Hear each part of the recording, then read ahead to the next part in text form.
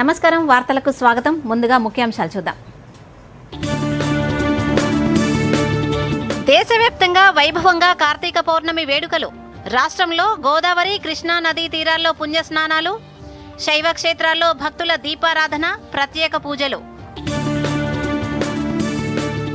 జూబ్లీహిల్స్ ఉప ఎన్నికలో కాంగ్రెస్ ప్రచారం ముమ్మరం సాయంత్రం షేక్పేట డివిజన్లో CM Revanth Reddy corner meeting Paramount Brindavan కాలనీలోనూ ముఖ్యమంత్రి రోడ్ షో జూబ్లీహిల్స్ ఉప ఎన్నిక ప్రచారంలో పాల్గొన్న కేంద్ర మంత్రి కిషన్ రెడ్డి యూసుఫ్గూడ డివిజన్ వెంకటగిరిలో పాదయాత్ర బీజేపీ అభ్యర్థి లంకల దీపక్ రెడ్డి తరఫున ఓట్ల అభ్యర్థన రాష్ట్రంలో కొనసాగుతున్న ప్రైవేటు కాలేజీల బంద్ సమ్మెలో పాల్గొంటున్న 2000కు పైగా ఇంజనీరింగ్ పీజీ డిగ్రీ కాలేజీలు తెలంగాణలో విద్యా వ్యవస్థ సంక్షోభంపై బండి సంజయ్ ఆందోళన తక్షణమే సగం బకాయిలు విడుదల చేయాలని కేంద్ర మంత్రి డిమాండ్ జమ్మూ కాశ్మీర్లో ఆపరేషన్ శత్రు ఉగ్రవాదులను చుట్టుముట్టిన భద్రతా దళాలు సైనికులకు ఉగ్రవాదులకు మధ్య ఎదురుకాల్పులు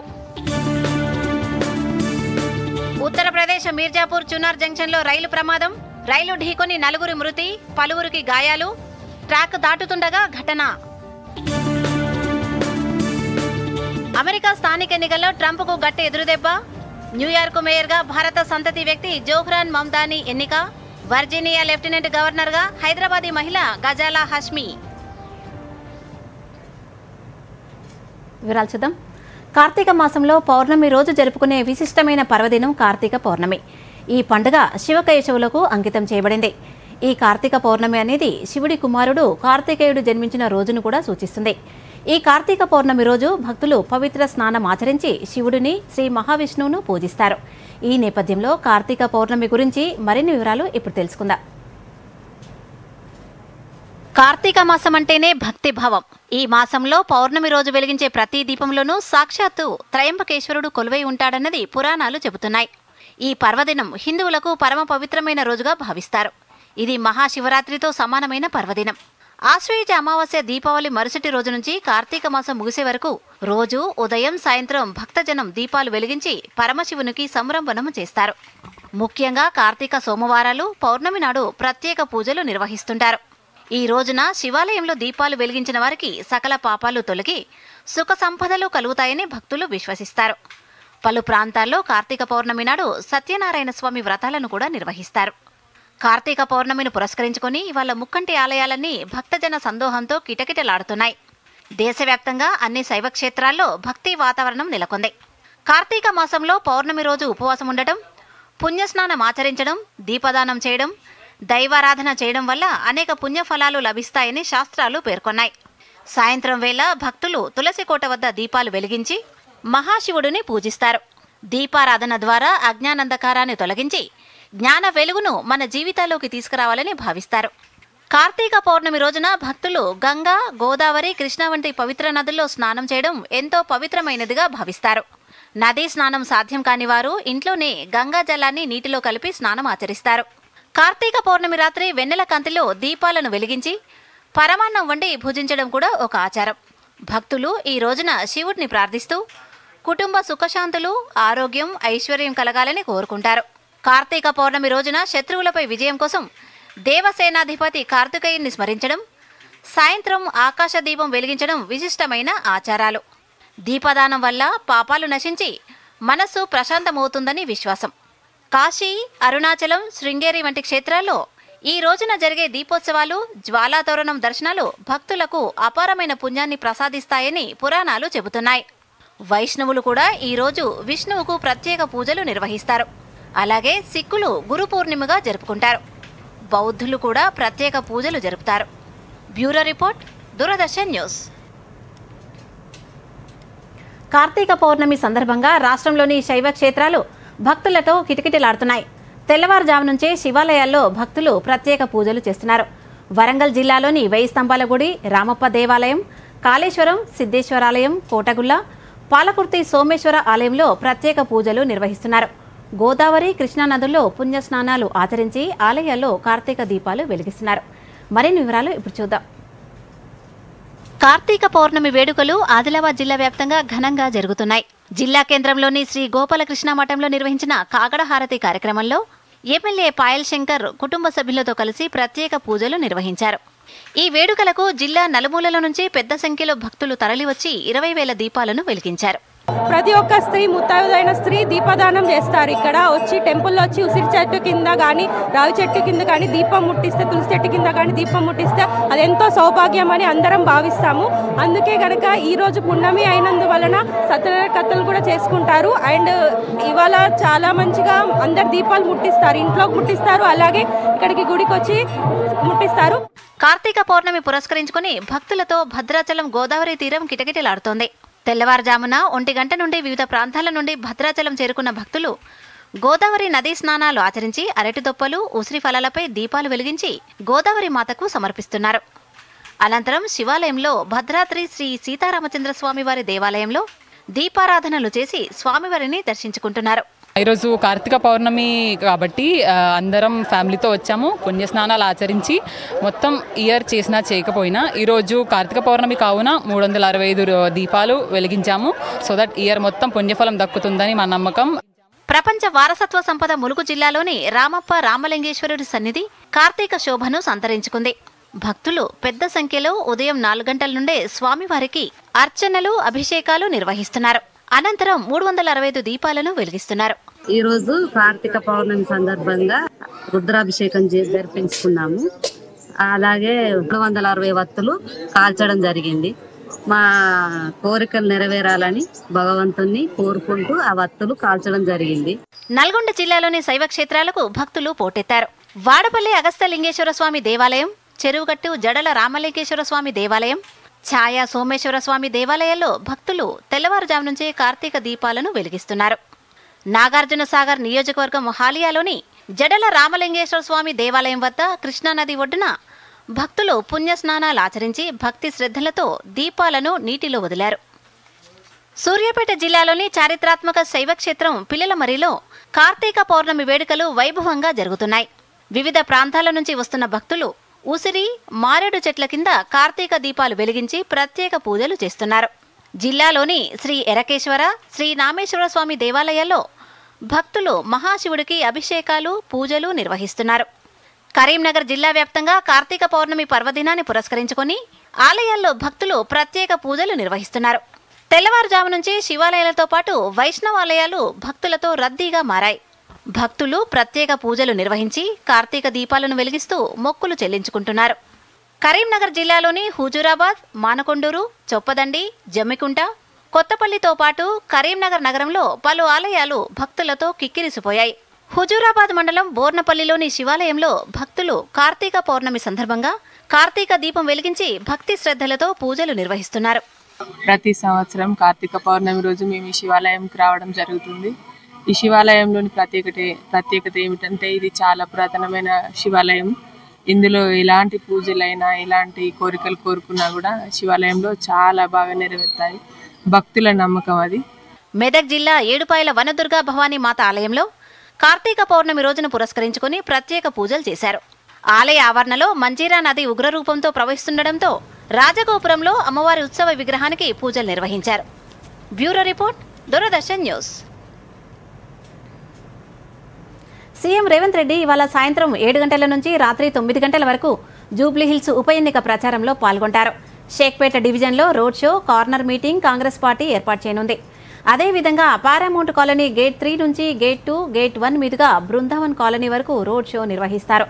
అనంతరం ఎంఎస్ అకాడమీ వద్ద కార్నర్ మీటింగ్ ఏర్పాటు చేస్తారు. ఆ తర్వాత వెంకటగిరి వాటర్ ట్యాంకు నుంచి కృష్ణానగర్ బి బ్లాక్ మీదుగా యూసుఫ్గూడ చెక్పోస్ట్ వరకు రోడ్ షో సీఎం నిర్వహిస్తారు. అనంతరం యూసుఫ్గూడ చెక్పోస్ట్ వద్ద కార్నర్ మీటింగ్లో పాల్గొంటారు. ఇప్పటికే సీఎం జూబ్లీహిల్స్ ఎన్నికల ప్రచారంలో పాల్గొంటున్నారు. ప్రచారంలో గత ప్రభుత్వం పనితీరుపై విమర్శనాస్త్రాలు సంధిస్తున్నారు. తన స్పీచ్తో కార్యకర్తల్లో నూతన ఉత్తేజాన్ని నింపుతున్నారు.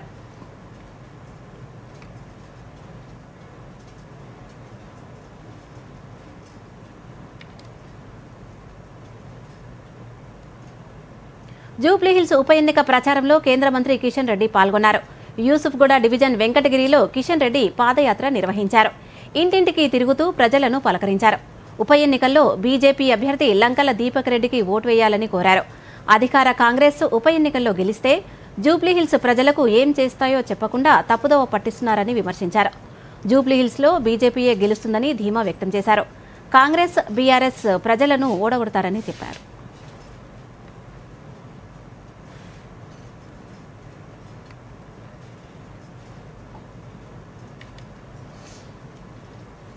ఫీజు రియంబర్స్మెంట్ బకాయిలు చెల్లించాలని డిమాండ్ చేస్తూ తెలంగాణ ప్రైవేటు కాలేజీల బంద్ 3వ రోజుకు చేరింది. రాష్ట్ర వ్యాప్తంగా 2000కు పైగా ఇంజనీరింగ్, పీజీ, డిగ్రీ కాలేజీలు సమ్మెలో పాల్గొన్నాయి. ఫార్మసీ కాలేజీలు సెమిస్టర్ పరీక్షలను బహిష్కరించాయి. ప్రభుత్వం రియంబర్స్మెంట్ సంస్కరణలకు కమిటీ వేసింది. కానీ కాలయాపన చేయవద్దని, 50% బకాయిలు వెంటనే చెల్లించాలని కాలేజీ యాజమాన్యాలు ఆందోళన చేపట్టారు. ప్రభుత్వం స్పందించే వరకు సమ్మె కొనసాగుతుందని స్పష్టం చేశారు. విద్యార్థులు నష్టపోకూడదని విద్యాసంఘాలు డిమాండ్ చేశాయి.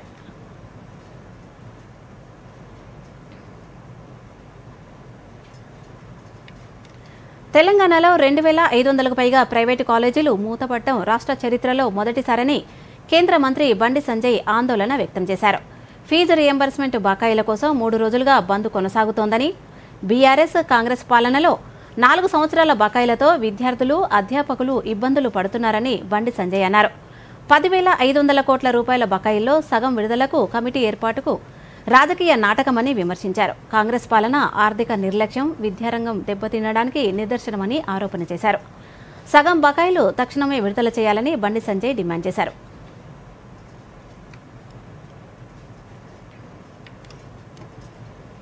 ప్రభుత్వ ముఖ్య సలహాదారుగా పి సుదర్శన్ రెడ్డి బాధ్యతలు స్వీకరించారు. సచివాలయంలోని గ్రౌండ్ ఫ్లోర్లో ఆయనకు ప్రత్యేక ఛాంబర్ కేటాయించారు. ఈ మేరకు సతీ సమేతంగా ఆయన పూజా కార్యక్రమాలు నిర్వహించారు. అనంతరం బాధ్యతలు స్వీకరించారు.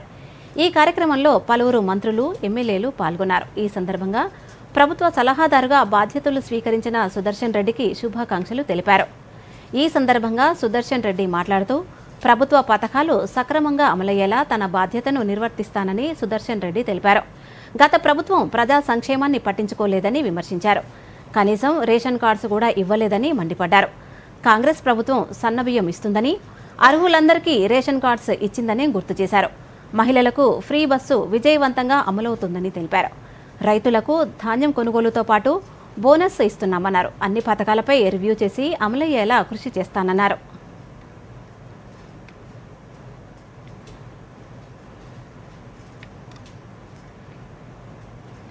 ఇండో పసిఫిక్ ప్రాంతంలో భారతదేశం, జపాన్ భాగస్వామ్యం వ్యూహాత్మక స్థిరత్వాన్ని పెంచుతుందని విదేశాంగ మంత్రి ఎస్ జయశంకర్ అన్నారు. ఇండో పసిఫిక్ పట్ల భారత్, జపాన్లకు పెద్ద బాధ్యత ఉందని అన్నారు. 2 దేశాలు కృత్రిమ మేధస్సు, సెమీకండక్టర్లు, కీలకమైన ఖనిజాలలో పెట్టుబడి పెట్టాలని Delhi policy group, Japan institute of international affairs నిర్వహించిన ఇండియా జపాన్ ఇండో పసిఫిక్ ఫోరంలో ఆయన అభిప్రాయం వ్యక్తం చేశారు. గత కొన్ని దశాబ్దాలుగా భారతదేశం, జపాన్ భాగస్వామ్యం మరింతగా పెరిగిందని, ఇది ఇండో పసిఫిక్లో వ్యూహాత్మక స్థిరత్వాన్ని పెంపొందించడానికి, ప్రపంచ స్థాయిలో ఆర్థిక వ్యవస్థకు దోహదపడటానికి ఉపయోగపడుతుందని జయశంకర్ అన్నారు. At the recent East Asia Summit in Kuala Lumpur, I had the pleasure of meeting my new counterpart. The India-Japan partnership must focus on leveraging our strengths, bolstering our supply chains, and investing in artificial intelligence, semiconductors, critical minerals, clean energy, and space. Friends, as 2 major democracies and maritime nations, India and Japan have a larger responsibility towards the Indo-Pacific. The Indo-Pacific Oceans Initiative, where Japan co-leads the maritime trade, transport, and connectivity pillar, has the potential to advance our contributions. At the recent East Asia Summit in Kuala Lumpur, I had the pleasure of meeting my new counterpart and old friend, Minister Motegi Toshimitsu, once again. We agreed that it was in our mutual interest to follow this up with a more detailed review in person in the near future. వార్తల్లో చిన్న విరామం తీసుకుందాం. 3 కాలేజీలలో don't worry, fee చూడు. ఎలా ఉన్నారు? ఏంటి విషయం? ఫీజ్ కోసం టెన్షన్. రాహుల్ కి బ్యాంక్ అకౌంట్ ఉందిగా, సమస్య తీరినట్లే. బ్యాంక్ ద్వారా అవసరానికి సరిపడా స్టూడెంట్ ఎడ్యుకేషన్ లోన్ సులభంగా దొరుకుతుంది. అదీను 4 లక్షల వరకు తాకట్టు లేకుండా. అదెక్కడ? అదే స్వీట్. ఆర్బీఐ అంటుంది, చేయండి సరైన ఆరంభం, అవ్వండి ఫైనాన్షియలీ స్మార్ట్. జూబ్లీ హిల్స్ శాసనసభ ఉప ఎన్నిక పోలింగ్ తేదీ నవంబర్ 11, 2025. ఓటు వేయడానికి సిద్ధంగా ఉండండి. ఎటువంటి ప్రలోభాలకు లొంగకుండా నైతికంగా, నిర్భయంగా, నిష్పక్షపాతంగా ఓటు వేయండి. ఓటు వేయడం మన బాధ్యత. ప్రతి ఓటరు విధిగా తమ ఓటు హక్కును వినియోగించుకోండి. గుర్తుంచుకోండి, జూబ్లీ హిల్స్ నియోజకవర్గ పోలింగ్ తేదీ నవంబర్ 11, 2025 మంగళవారం ఉదయం 7 గంటల నుంచి సాయంత్రం 6 గంటల వరకు. జారీ చేయువారు ప్రధాన ఎన్నికల అధికారి, తెలంగాణ.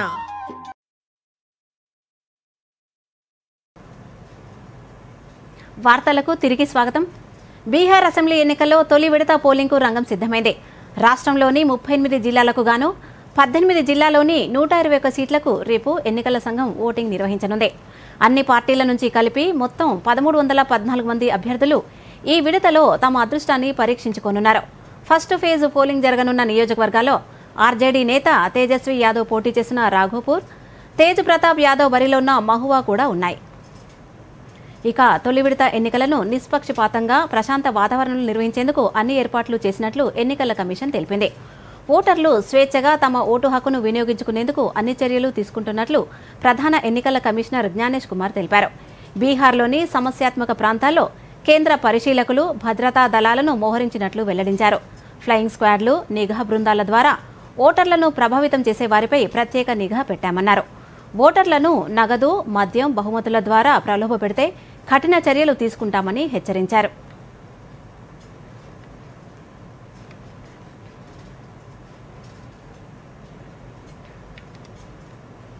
జమ్మూ కాశ్మీర్లో భద్రతా బలగాలు ఆపరేషన్ శత్రువును చేపట్టాయి. కిష్టివాడ్ జిల్లాలో 3 ఉగ్రవాదులు దాక్కున్నట్లు సమాచారం అందుకున్న భద్రతా బలగాలు ఉగ్రవాదులను చుట్టుముట్టాయి. దీంతో సైనికులకు, ఉగ్రవాదులకు మధ్య భారీగా ఎదురుకాల్పులు చోటు చేసుకున్నట్లు తెలుస్తోంది. కిష్టివాడ్లోని ఛత్రు ప్రాంతంలో 3 ఉగ్రవాదులు కొన్ని నెలలుగా నక్కి ఉన్నట్లు నిఘా వర్గాలు గుర్తించాయి. ఉగ్రవాదులు నక్కి ఉన్నారనే సమాచారం అందుకున్న వెంటనే భారత సైన్యంలోని వైట్ నైట్స్ కార్ప్స్, కాశ్మీర్ పోలీసుల సంయుక్త బృందాలు తెల్లవారుజామున సెర్చ్ ఆపరేషన్ను ప్రారంభించాయి. ఉగ్రవాదులను గుర్తించిన భద్రతా దళాలు వారిని చుట్టుముట్టాయి. ఈ క్రమంలో ఇరు వర్గాల మధ్య కాల్పులు చోటు చేసుకున్నాయి. ఆపరేషన్ ఇంకా కొనసాగుతోంది.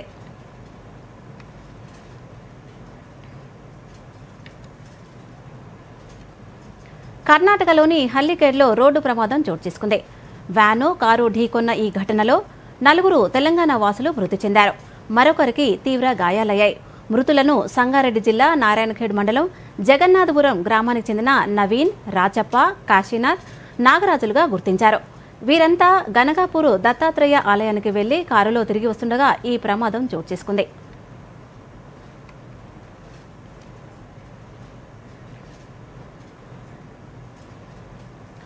ఉత్తరప్రదేశ్లో ఘోర ప్రమాదం చోటు చేసుకుంది. మీర్జాపూర్లోని చునార్ జంక్షన్లో పట్టాలు దాటుతున్న యాత్రికులను రైలు ఢీకొట్టింది. ఈ ప్రమాదంలో 4 ప్రాణాలు కోల్పోయారు. రైల్వే అధికారులు తెలిపిన వివరాల ప్రకారం చోపన్ Prayagraj express Chunar station platform 4 వద్ద వచ్చి ఆగింది. అందులో నుంచి ప్రయాణికులు దిగి ఫుట్ ఓవర్ బ్రిడ్జ్ కాకుండా పట్టాలు దాటేందుకు ప్రయత్నించారు. అదే సమయంలో ఎదురుగా వస్తున్న నేతాజీ ఎక్స్ప్రెస్ వారిని ఢీకొట్టింది. ఈ ఘటనలో 4 ప్రాణాలు కోల్పోయారు. అప్రమత్తమైన రైల్వే సిబ్బంది వెంటనే సహాయక చర్యలు చేపట్టారు.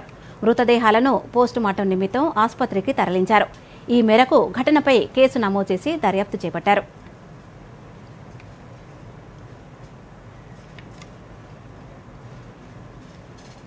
ఛత్తీస్గఢ్ రాష్ట్రంలోని బిలాస్పూర్ రైల్వే స్టేషన్ సమీపంలో జరిగిన ఘోర రైలు ప్రమాదంలో మృతుల సంఖ్య 11కు చేరింది. క్షతగాత్రుల సంఖ్య 20కు చేరినట్లు సౌత్ ఈస్ట్ సెంట్రల్ రైల్వే వెల్లడించింది.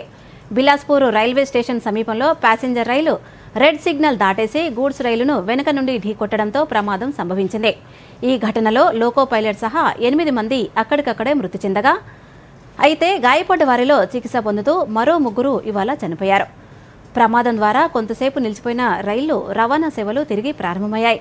ఈ ప్రమాదంపై రైల్వే శాఖ ఉన్నతాధికారులు విచారణకు ఆదేశించారు.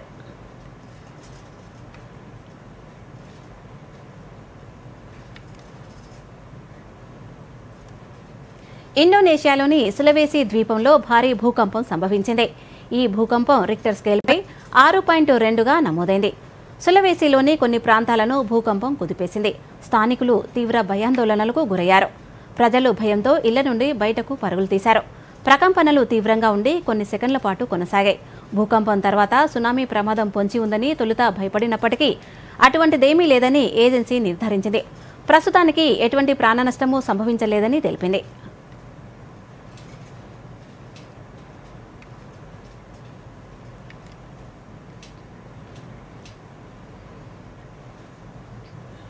స్టేట్ బ్యాంక్ ఆఫ్ ఇండియా మొత్తం వ్యాపారం 100 లక్షల కోట్ల రూపాయల మైలురాయికి చేరిందని బ్యాంక్ చైర్మన్ చల్లా శ్రీనివాసులు శెట్టి వెల్లడించారు. ఆస్తుల పరంగా ప్రపంచంలో 43వ అతిపెద్ద బ్యాంకుగా ఎస్బీఐ నిలిచిందన్నారు. సెప్టెంబర్ త్రైమాసిక ఫలితాలను వెల్లడిస్తూ చల్లా శ్రీనివాసులు ఈ వివరాలు తెలిపారు. జీఎస్టీ రేట్ల హేతుబద్ధీకరణ, ఆదాయ పన్ను స్లాబుల్లో మార్పులు, ఆర్బీఐ సడలింపుల కారణంగా 2025-26లో రుణాల వృద్ధి లక్ష్యాన్ని 11% నుంచి 12 నుండి 14% సవరించామన్న చల్లా శ్రీనివాసులు జీఎస్టీ రేట్ల కోత తర్వాత రుణాలు అద్భుతంగా పుంజుకున్నాయని వెల్లడించారు. ప్రస్తుత ఆర్థిక సంవత్సరంలో 3% నికర వడ్డీ మార్జిన్ సాధిస్తామని ధీమా వ్యక్తం చేశారు. అమెరికా టారిఫ్ల ప్రభావంపై ప్రస్తుత త్రైమాసికంలో స్పష్టత వస్తుందని వెల్లడించారు. ప్రస్తుతం ఎస్బీఐకు 23,050 శాఖలుండగా 2025-26లో మరో 500 ప్రారంభిస్తామని శెట్టి పేర్కొన్నారు. ఇక ఎస్బీఐ జూలై, సెప్టెంబర్లో 21,137 కోట్ల రూపాయల ఏకీకృత నికర లాభాన్ని ఆర్జించింది. 2024-25లో ఇదే కాల లాభం 19,743 కోట్ల రూపాయలతో పోలిస్తే ఇది 6.84% ఎక్కువ. ఎస్ బ్యాంకులో వాటా విక్రయం ద్వారా 4,593 కోట్ల రూపాయలు ఆర్జించడం ఇందుకు ఉపకరించింది. ఇక మొత్తం ఆదాయం 1,63,802 కోట్ల రూపాయల నుంచి 1,75,898 కోట్ల రూపాయలకు చేరింది.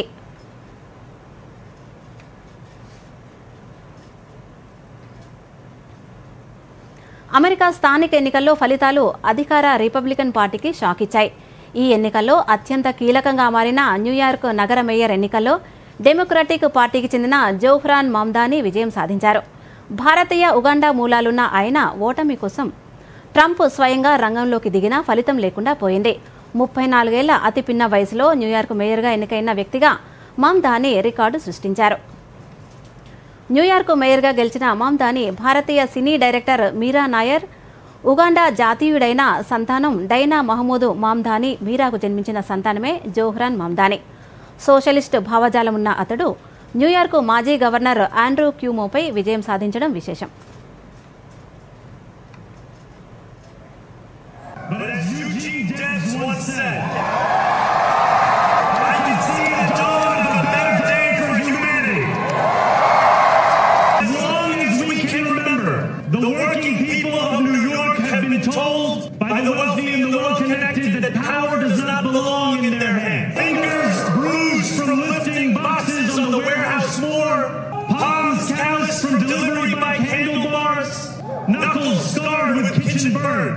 These are the hands that have been allowed to hold power.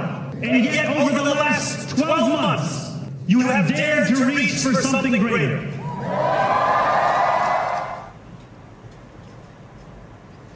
Virginia lieutenant గవర్నర్గా భారత సంతతికి చెందిన డెమోక్రటిక్ అభ్యర్థిని గజాలా హష్మీ విజయం సాధించారు. రిపబ్లికన్ పార్టీ అభ్యర్థి జాన్ రీడ్పై భారీ మెజారిటీతో గెలుపొందారు. హష్మీ 15వ సెనటోరియల్ జిల్లాకు ప్రాతినిధ్యం వహిస్తున్నారు. గజాలా వర్జీనియా సెనెట్లో పనిచేసిన మొదటి ముస్లిం, తొలి దక్షిణాసియా అమెరికన్. అయితే ఈమె భారత సంతతికి చెందిన హైదరాబాదీ. ఇక ఎన్నికల్లో పార్టీ అభ్యర్థుల ఓటమిపై అధ్యక్షుడు ట్రంప్ స్పందించారు. ఇందుకు 2 కారణాలున్నాయని తెలిపారు. బ్యాలెట్పై తన పేరు లేకపోవడం, షట్డౌన్ వల్లే ఎన్నికల్లో రిపబ్లికన్లు ఓడిపోయారన్నారు. ఈ మేరకు తన సొంత సోషల్ మీడియా ప్లాట్ఫామ్ ట్రూత్లో ట్రంప్ పోస్ట్ పెట్టారు.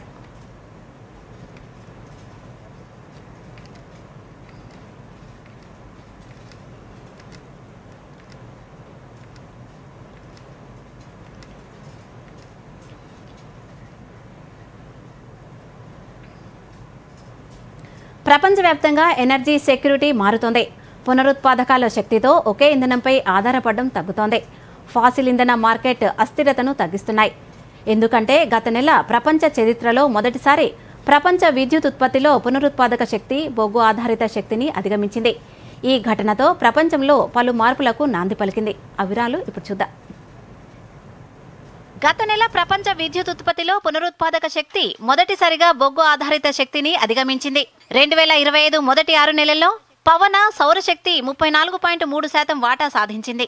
బొగ్గు 33.1%కి పరిమితమైందని ఎంబర్ థింక్ ట్యాంక్ నివేదిక తెలిపింది. ప్రపంచ విద్యుత్ డిమాండ్ 2.6% పెరిగినా సౌరశక్తి ఉత్పత్తి 31%, పవన శక్తి 7.7% వృద్ధి సాధించి ఈ అంతరాన్ని తగ్గించాయి. సౌరశక్తి ఒక్కటే 306 టెరావాట్ కొత్త విద్యుత్తును అందించింది. ఇది ఇటలీలో ఒక ఏడాది వినియోగానికి సమానం. డిమాండ్ పెరుగుదలలో 83% ఈ పునరుత్పాదక శక్తి నుంచే వచ్చింది. ఫలితంగా బొగ్గు ఉత్పత్తి 0.6%కి తగ్గింది. చైనా, భారత్లో పవన సౌరశక్తులు డిమాండ్ను పూర్తిగా భర్తీ చేసి బొగ్గు వినియోగం, ఉద్గారాలను తగ్గించాయి. ఐరోపా యూనియన్లో హైడ్రో, బయో ఎనర్జీ తగ్గడంతో గ్యాస్, బొగ్గుపై ఆధారపడ్డారు. అమెరికాలో క్లీన్ శక్తి సరిపడకపోవడంతో బొగ్గు వినియోగం అక్కడ బాగా పెరిగింది. అంతర్జాతీయ శక్తి సంస్థ రెన్యూవబుల్స్ 2025 నివేదిక ప్రకారం 2030 నాటికి 80% పునరుత్పాదక సామర్థ్య వృద్ధికి సౌరశక్తి దోహదపడనుంది. అయితే గ్రిడ్ ఇంటిగ్రేషన్, స్టోరేజ్, సరఫరా గొలుసు సవాళ్లు, పాలసీ మార్పులతో 2025-30 వృద్ధి అంచనాలు 5%కి తగ్గాయి. మరోవైపు అమెరికా శక్తి కంపెనీలు తదుపరి 5 ఏళ్లలో $50 బిలియన్ 8,000 మైళ్ల గ్యాస్ పైప్లైన్లు నిర్మిస్తాయి. ఐరోపా ఆయిల్ రిఫైనరీలు, బయోఫ్యూయల్స్, సస్టైనబుల్ ఏవియేషన్ ఫ్యూయల్కు మారుతున్నాయి. ఆసియాన్ దేశాలు శక్తి భద్రత, లో కార్బన్ మార్పిడిపై సహకారం పెంచాయి. Egypt $5.7 billion 480 oil wells drill చేయనుంది. ఆస్ట్రేలియా గ్లాడ్ స్టోన్ బొగ్గు ప్లాంట్ను 6 సంవత్సరాల ముందుగా మూసివేస్తోంది.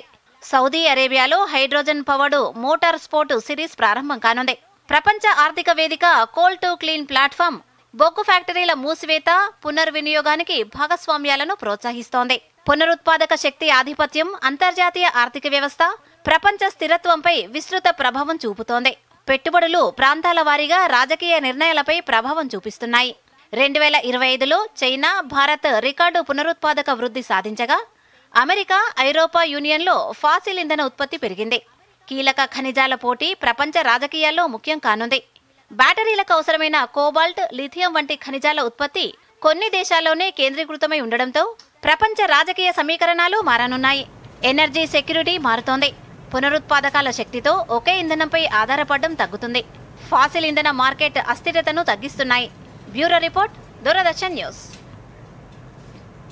ఫిన్లాండ్ అధ్యక్షుడు అలెగ్జాండర్ స్టబ్ భారత్పై ప్రశంసలు కురిపించారు. అమెరికా, చైనాలతో పాటు ప్రపంచంలో తదుపరి సూపర్ పవర్గా భారత్ నిలవనుందన్నారు.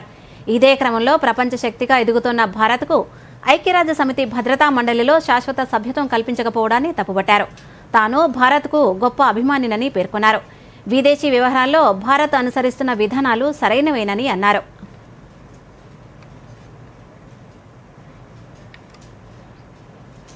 అమెరికా మాజీ ఉపాధ్యక్షుడు రిచర్డ్ బ్రూస్ చెనీ అనారోగ్య సమస్యలతో కన్నుమూశారు. గుండె సమస్యలకు న్యూమోనియా తోడు కావడంతో ఆయన తుది శ్వాస విడిచినట్లు కుటుంబ సభ్యులు వెల్లడించారు. ఆయన మరణం జాతికి తీరని లోటని, ఆయన సన్నిహితులకు విషాదాన్ని మిగిల్చిందని అమెరికా మాజీ అధ్యక్షుడు జార్జ్ డబ్ల్యూ బుష్ అన్నారు. 9/11 ఉగ్రదాడుల అనంతరం ఆఫ్ఘనిస్తాన్, ఇరాక్లపై అమెరికా చేపట్టిన భీకర యుద్ధాలకు నిర్మాతగా ప్రసిద్ధి పొందిన డిక్ చెనీ అమెరికా చరిత్రలోనే అత్యంత శక్తివంతమైన ఉపాధ్యక్షుడిగా ఖ్యాతి గడించారు. 2001 నుంచి 2009 వరకు జార్జ్ డబ్ల్యూ బుష్ అధ్యక్షునిగా ఉండగా ఆయన ఉపాధ్యక్షుడిగా పనిచేశారు.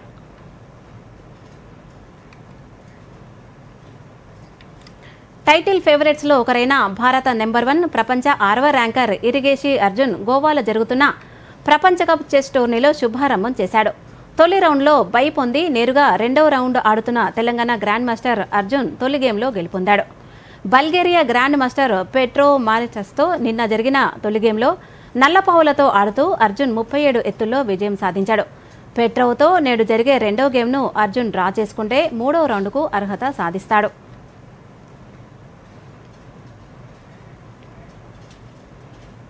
వార్తలు ముగించే ముందు ముఖ్యాంశాలు మరోసారి చూద్దాం. నమస్కారం. దేశవ్యాప్తంగా వైభవంగా కార్తీక పౌర్ణమి వేడుకలు. రాష్ట్రంలో గోదావరి, కృష్ణా నదీ తీరాల్లో పుణ్యస్నానాలు, శైవ క్షేత్రాల్లో భక్తుల దీపారాధన, ప్రత్యేక పూజలు.